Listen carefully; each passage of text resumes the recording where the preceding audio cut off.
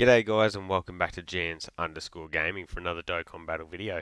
So today's video we're going through a team building guide for the upcoming EZA that's going to be dropping on global, and that is for the AGL Turles, as you can see here. Unfortunately, as you can see there, I do not have him. So I'll certainly be picking up the EZA packs to try and get a copy of him. Definitely won't be buying him with coins, but yeah, hopefully I can pick up a pack with him from that. So jumping into the team build, it is low class warriors that is the weakness, but not a very big category. As you can see here, very limited in options.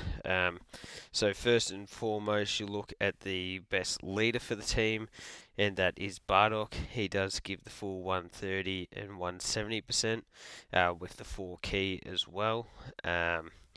The tech Raditz is also the low class warrior lead, sub lead with the 120%.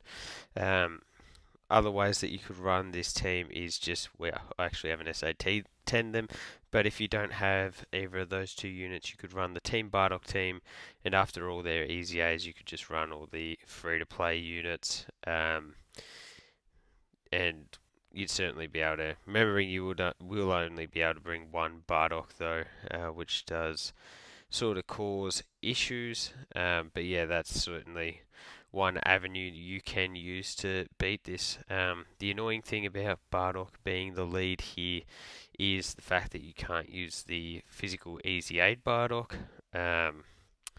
Obviously, he's far and away the best unit on this category, so not having him on the team certainly does hurt, and it also does take away from using this free-to-play Bardock, who's also a pretty solid option. So, looking here, obviously we've got our leader in Bardock, and by the way, Physical Raditz, who leads the Pure Saiyans category, would also be a really solid option. So we're going to start by just taking type advantage.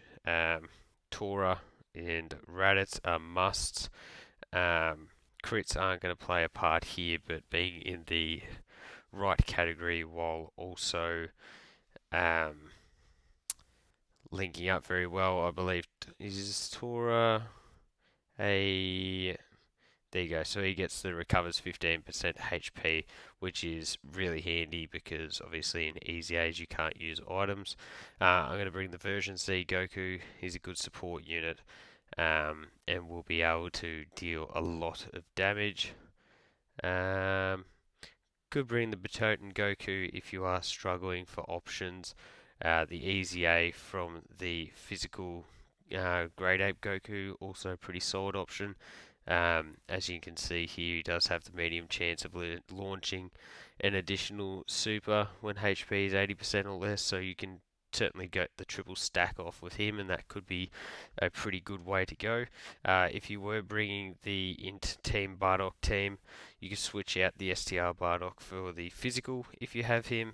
Obviously, he's going to absolutely dominate this stage, and who knows, I may get to a point where I take out the AGL Bardock, runs the tech one as a lead, and then bring in the physical, because he is, as I mentioned, far and away the best unit on the team.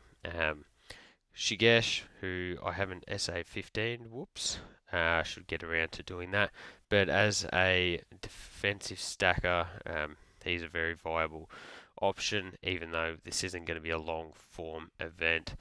Fasher is going to be one of the, well, I mustn't have SA15 any of these, that's a bit sad, but Fasher, as you can see, has a chance of dodging, and she also can orb change while providing Team Bardock allies support. So definitely one of the units that you want to be bringing in here. Yeah, just really good. Avoiding SDR units just because of that type disadvantage. You bring the Kid Goku. As you can see here, his passive is quite old, but what you can get is his active skill, and that is just free damage, so that could be an option in here. I think I will probably avoid him at this stage, and I'll probably maximize my links just by going with one of the other Team Bardocks. high chance of performing a crit, maybe we will go with Borgo. So I said earlier, it is a very niche category. You don't have much in the way of flexibility, unfortunately.